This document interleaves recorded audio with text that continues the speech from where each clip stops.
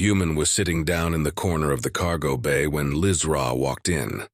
Argall was still trying to talk to him, but it seemed to be a rather one-sided conversation. She padded over to Human and sat down on the ground across from him. "And when you busted open that window, fucking hell, they must have been so scared that I would have thrown that Captain Rakzes straight out of his own command center right into the void. I wonder what the fine for that would be." "I didn't feel like hurting people who were just doing their jobs," Human said, glancing away from Argall and down at the little captain seated in front of him. His masked face gave no indication of his true emotions, and looking at it made Lizra uncomfortable.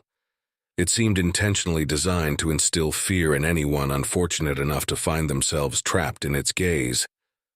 "Argall, would you please go to Bay 3 and move the deuterium and tritium storages out of their places, please?" Lizra requested. "Yeah, no problem, Captain. We need to refuel the generators already?" Argall asked. "No, Tic-Tac has requested assistance with something. He said it should be quite simple. It'd be great if you could help him out," she instructed, causing the Indiran to leave and get to work on his new task. "All right, I'll get to it. Human, when I get back, we need to have a sparring match. Maybe I could teach you a thing or two," Argall bragged, grunting and flexing his purple arms as he left the room. Lizra turned back toward Human, having to look up to make eye contact as he towered over her. "Apologies for his brashness. He's good company, I swear. He just gets carried away when he meets people similar to him. I can see, but I wouldn't say I share his enthusiasm. Of course, you don't have to do that kind of stuff anymore unless you want to. So, you're free. What now? We can take you anywhere you'd like to go. Do you have any place in mind?" "Not particularly, maybe somewhere quiet, with lots of islands." "Well, we plan on making our first stop in the quarry sector. They have excellent oceans there, and the cities are beautiful. One of my favorite architectural styles. Also, some of the best food. It's quite a lovely agricultural world. I don't need to eat, I'll be fine." "Okay, not a culinary connoisseur, that's quite all right. After that, we must report back to the OAF about the status of our quest. I'd love it if you would join us for that at the very least, to tell them personally why our mission isn't exactly everything they were expecting it to be." "We'll see," Human said, taking a lengthy pause before his next response. "So what does food taste like?" "I beg your pardon?" "Food. I've never had it. What's it taste like?" "Well, it can taste like anything, really. Kind of a difficult thing to explain. Everything has a different taste. I mean, even Zate's species has to consume food. How have you never eaten?" "It wasn't something I ever needed to do. I figured a species of your size and speed would have to eat a lot. How do you sustain yourself? You must require nutrients on some level, I presume?"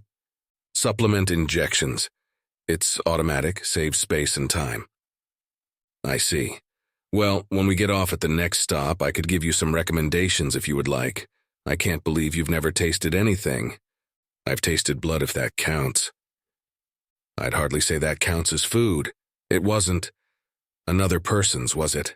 "No, just my own when I got hurt once." "Well then, as captain of this vessel and you, somewhat, a member of my crew now, I order you to enjoy some food at the next stop." "Understood."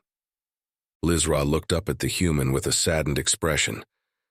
It was hard to imagine someone spending an entire life in servitude, never given the opportunity to experience anything else. Even when they were overworked by the Corps, they still had time to rest and eat, to enjoy the little things in life. Human didn't have that solace, apparently.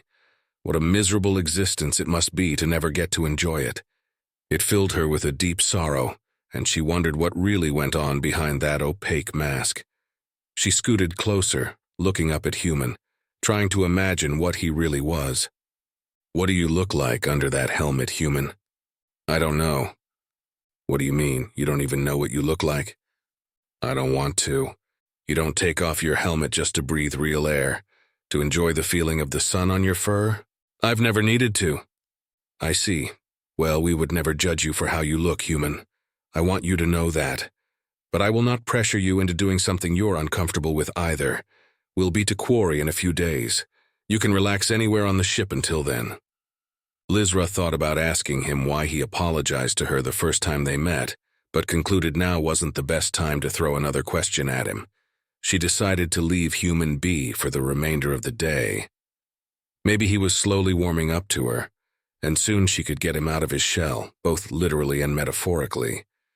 Lizra tended to a few things around the ship for a while, checking in on their progress with Zate, and was satisfied with their projected arrival time. Once she had finished her rounds, Lizra went searching for Tic Tac and Argall to see what they were up to. Upon arrival, all the boxes had been moved to make room for something that Argall was trying in vain to put together. "I told you, these hands are too big to make these fine adjustments you're asking for," chastised the bald purple alien, throwing one of the tools to the side.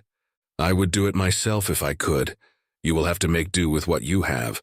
However, getting angry and throwing the driver is not going to get us anywhere. Just be glad I haven't thrown it at your stupid little box."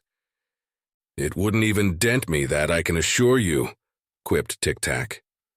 "Oh, is that a challenge? We'll just see about that, you little shit." "Argall, manners," Lizra reprimanded. "Oh, he's gonna find my manners when he ends up in the trash compactor once I figure out what Neanderthal and barbarian actually mean." Barbarian, a brainless warrior who solves problems with strength and anger that could otherwise be overcome by more delicate means. I have another, more lengthy definition if you would be interested. All right, that's it. I'm more interested in... Gentlemen, please calm yourselves. What are you trying to do here? Maybe I can be of assistance. No need to throw insults around when instead we could throw our heads together," Lizra chirped, walking between the two and looking at their project.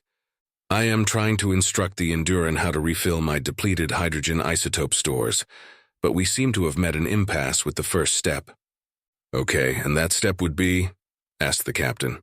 "All he merely needs to do is release the storage container from my rear port, create the necessary adapters between my intake valve and the exhaust port on your hydrogen storage unit.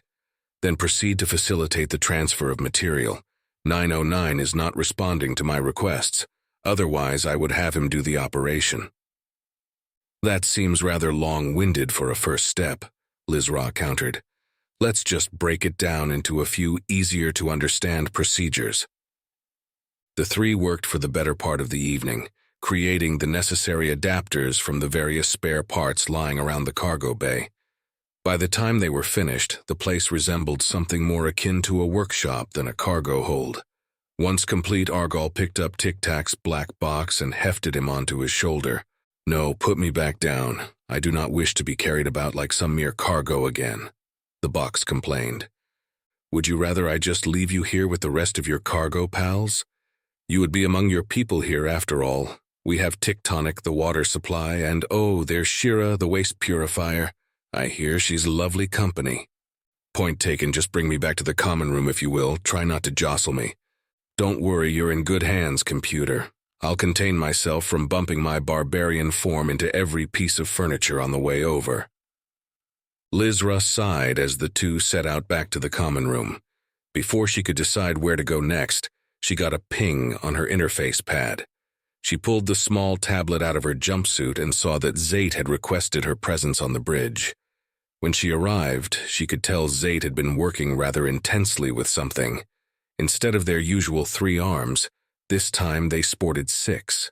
They operated the majority of the ship's controls on their own, as well as typing away on 2 separate interface terminals. "You seem busy," Lizra commented. "We are currently operating at 60% capacity, no need to be alarmed. While you were away, we have been doing a deep inquiry as to the true identity of our new guests. We think we may have found something troubling that warrants your attention, Captain." "And what exactly might that be? I don't know how I feel about you snooping around under our friends' noses." "It was a necessary precaution. You will thank us later. We would like to see your interface pad so we can upload the information directly. We have decided that this information could be compromised if we used any networked means to relay it. It may take some time to read through for you. We have been rather thorough with our investigation, but we implore you to do so rather soon. We have tagged it as urgent. You can just explain it to me here. Save me the trouble, Zate." "Negative, Captain. We do not know if he is listening to this conversation." "What, you mean Tic Tac? Zate, you're starting to worry me. How can you be so sure that they have ill intentions? They have only acted admirably towards us thus far and even helped us escape from the lunar facility. We request you read the full mock-up of what we have compiled before, forwarding us any more questions, Captain. Take our word on this. Do you trust us? I mean, yes, I trust you, Zate, but... Then read the dossier, Captain, please. Okay, I will. But I've been up for quite a while. I'll take it to my quarters and get back to you first thing in the morning. Lizra handed over her interface pad to Zate, and once they had completed the upload, they passed it back to the captain.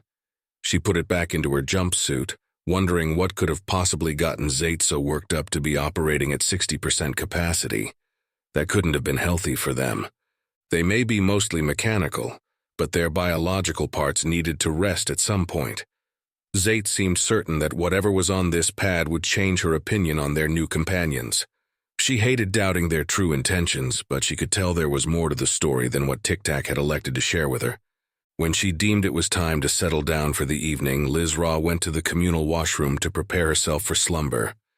She hopped up onto the stool to look in the mirror and was taken aback. It had been completely shattered. A spider web of cracks streaked across the surface, and in the center where her face should have been was a large impact from someone's fist.